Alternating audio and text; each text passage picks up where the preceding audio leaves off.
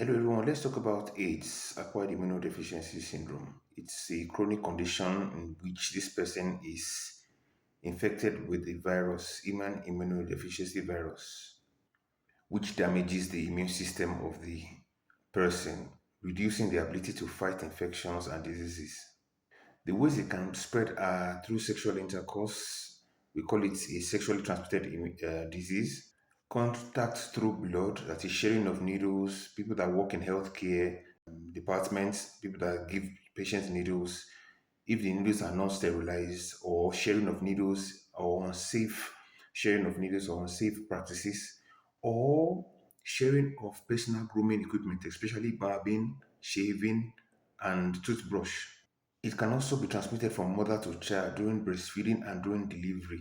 It can be transferred orally if the host has a sore in the mouth and gets in contact with fluid or kissing or any mouth activity to another person that has a sore in the mouth.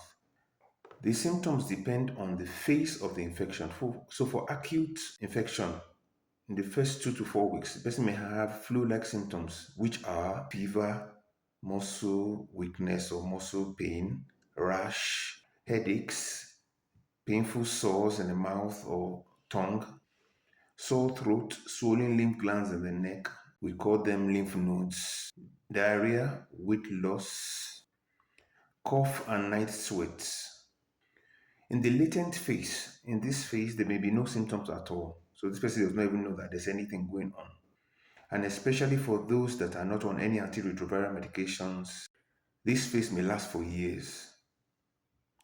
The duration may be shorter, so it's not definitive.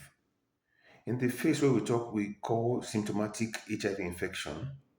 There's prolonged multiplication of the virus, there's prolonged depletion of the immune system. These patients may have the following symptoms, apart from what I've mentioned before. May have fatigue. There could be oral yeast infection. Some people call it thrush. So whitish deposit on the tongue and on the throat.